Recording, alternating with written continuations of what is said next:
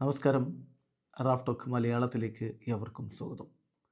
ISLൽ ഇന്ന് കേരള ബ്ലാസ്റ്റേഴ്സ് മുഹമ്മദ് നസിയെ ഏകപക്ഷീയമായ 3 ഗോളുകൾക്ക് തകർത്ത് തരിപ്പണമാക്കി. പക്ഷേ ആ മത്സരത്തിൽ ഹീസസ് ഹീമെനസ് കളിച്ചില്ല. അദ്ദേഹം സ്റ്റാൻഡിലുണ്ടായിരുന്നു. എന്താണ് ഹീസസ് ഹീമെനസിന് സംഭവിച്ചത്? പല വിധത്തിലുള്ള വാർത്തകൾ കളിക്കിടയിൽ തന്നെ പ്രചരിച്ചുകൊണ്ടിരുന്നു. അദ്ദേഹം ഒരുപക്ഷെ ക്ലബ്ബ് വിട്ടേക്കും ജനുവരി ട്രാൻസ്ഫർ വിൻഡോയിൽ എന്നുപോലും പ്രചരിപ്പിച്ചവരുണ്ട്.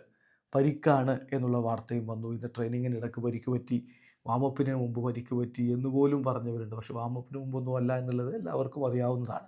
സോ എപ്പോൾ പരിക്ക് പറ്റി, എന്താണ് അവസ്ഥ? അതിൽ നമുക്ക് വിശ്വാസയോഗ്യമായിട്ടുള്ളൊരു സോഴ്സിൽ നിന്ന് ഇപ്പോൾ കാര്യങ്ങൾ വന്നിട്ടുണ്ട്. അതെ, മാർക്കസ് മൊർഹുലാവോ ഇതുമായി ബന്ധപ്പെട്ടുകൊണ്ട് ഒരു വിശദീകരണം തന്നിട്ടുണ്ട്. What happen to Jimenez? Marcus മൊർഹുലാവോയോട് അബ്ദുറഹ്മാൻ മഷൂദ് ചോദിച്ച ചോദ്യം. അതിനുള്ള മറുപടി മാർക്കസ് മൊർഹുലാവോ നൽകിയത് Jesus got injured in training yesterday. ഇന്നലത്തെ ട്രെയിനിങ്ങിനിടക്കാണ് ഹീസസ് ഹീമെനസിന് പരിക്ക് പറ്റിയിരിക്കുന്നത്. MRI ഇതുവരെ ചെയ്തിട്ടില്ല എന്നാണ് മാർക്കസ് മൊർഹുലാവോയുടെ വിശദീകരണം. ചുരുക്കത്തിൽ താരത്തിന് പരിക്കാണ്. ഒരുപക്ഷെ നാളെയോ ഒക്കെ ആയിട്ട് അദ്ദേഹത്തിൻ്റെ MRI ഒക്കെ ചെയ്ത് കഴിഞ്ഞാൽ മാത്രമേ എത്രത്തോളം ഗുരുതരമാണ് പരിക്ക് എന്നുള്ളത് വ്യക്തമാവുകയുള്ളൂ.